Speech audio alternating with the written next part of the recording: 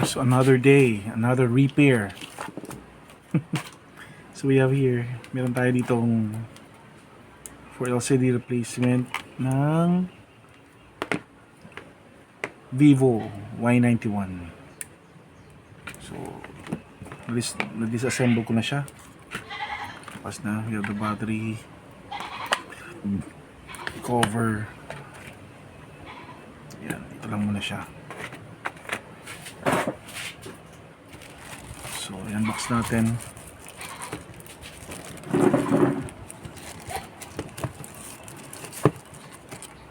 Yung LCD.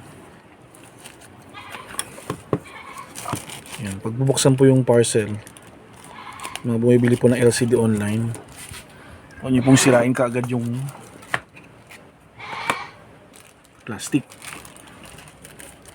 Yan, para kung sakaling defective yung item, ayaw mag-touch or mali yung item na pwede niya pa rin pong ibalik.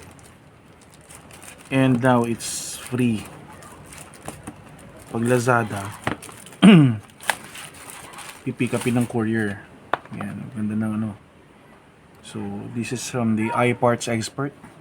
So trusted na po ito na one of my suppliers. Pero binibili ko lang po siya online. Mahirap po yung papalit-palit ng supplier. And make sure kapag bumili po kayo ng LCD, basahin nyo muna yung reviews.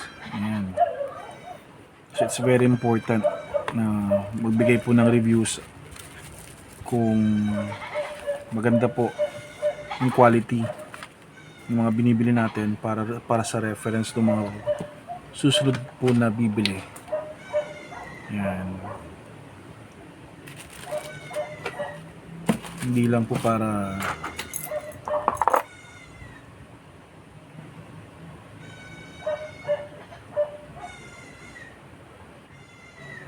i-praise yung store, at the same time yung mga bibili alam nila na legit yung store na pagbibilhan nila.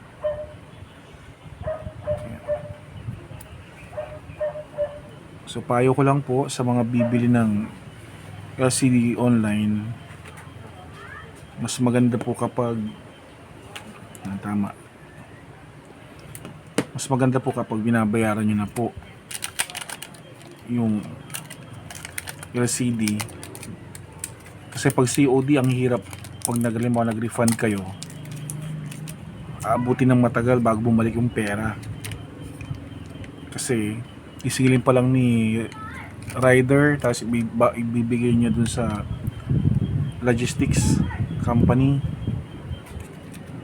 tapos saka isisend matagal na process. So pero kapag binayaran nyo kaagad, maaring ma-refund po kaagad normally in 1 week yung inyong pera sa anong tawag doon, sa inyong wallet. Yan. Lazada wallet or sa Shopee.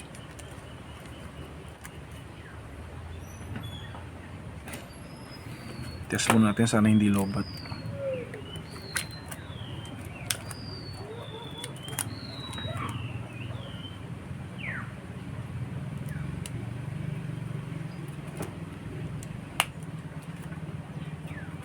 Hindi lobat, para makita natin kagad kung okay siya. Ayan. So hintayin nyo po hanggang lumabas yung wallpaper. Huwag nyo po munang kaagad. There are instances na nasisira po yung battery. Dumi na ako. Kapag matagal na yung cellphone, hindi nyo pinaayos kaagad, may mga tendency na madidrain yung battery din. Yung iba pag hindi tinanggal sa hindi tinanggal sa yung sa power here, dito, iba lumulobo.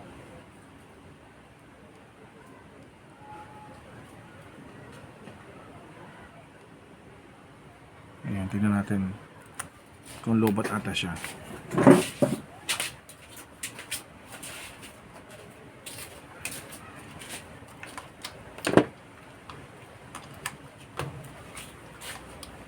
check. Nalubat ata yung battery.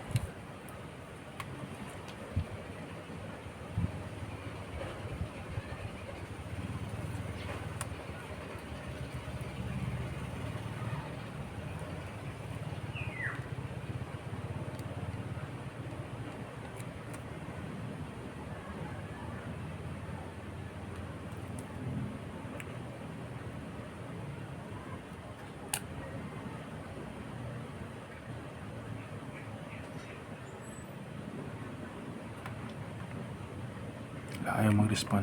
Okay pa. Tanggalin mo natin. Test natin kung okay yung battery.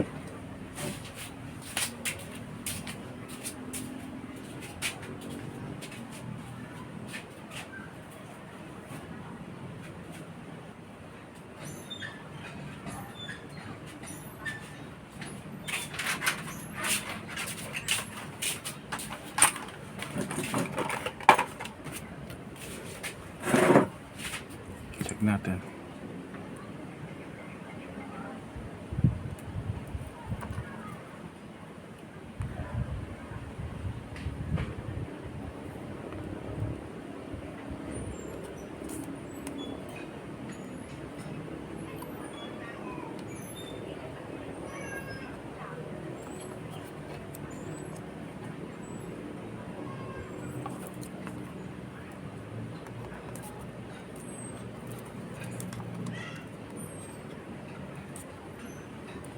Wala na siya, actually wala siya nababasa na voltage.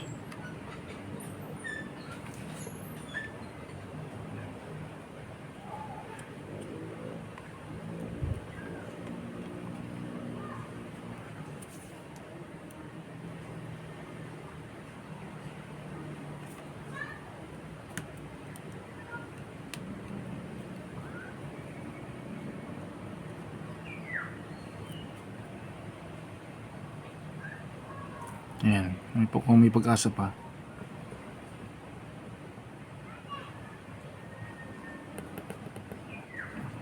This is an activator. Ayan. Hindi ata mabasa yun sa ano.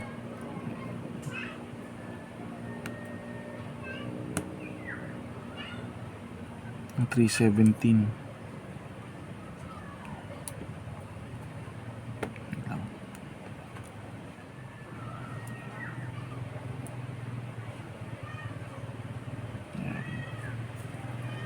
So this BF3 na Vivo battery ng Y91, ang minimum na voltage po niya is 3.85.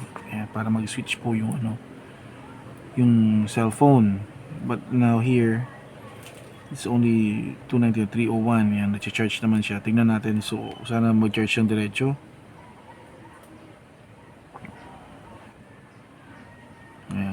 Kailangan umabot siya ng 3.85 above volts with a 1.79 amperes. So ito na tumataas. Yan, it's 4.4, 4.28. Ang bilis. Pag nag 5 ka agad, 5 na, tapos biglang titigil siguro to. So pag ganito, it's 5, it's 6. Ayan, then nag-off na siya. Pag ganito, dire-diretso yun. Ang bilis niyang nag-charge. Umabot siya ng 6 point something. Pero, tingnan natin kung mag-on pa yung ano. Ngayon, pag hindi siya tumagal, ibig sabihin yung battery health, may problema na rin. Balik natin. Supportan natin ng paganda rin kung nakasaksak. Tingnan natin kung mag-charge pa.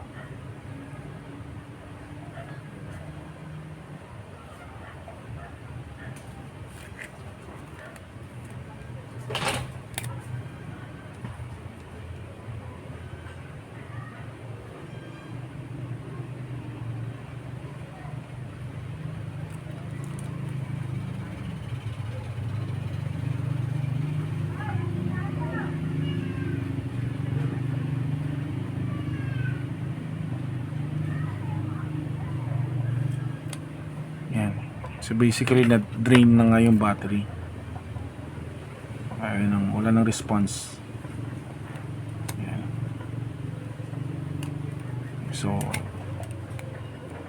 I'm going to advise, papakita natin sa nagpagawa na hindi na yung health ng battery totally drained na siya. Ayan. Kailangan na replacement na to. Siguro matagal na tong hindi nagamit. Ayan pa, kanina nag-on pa. It's not charging properly na, so wala nang voltage pumapasok. Ayan, wala na. Okay. So replacement. I hope I can I'll post another video for this Vivo Y91. Thank you guys. Thank you for watching.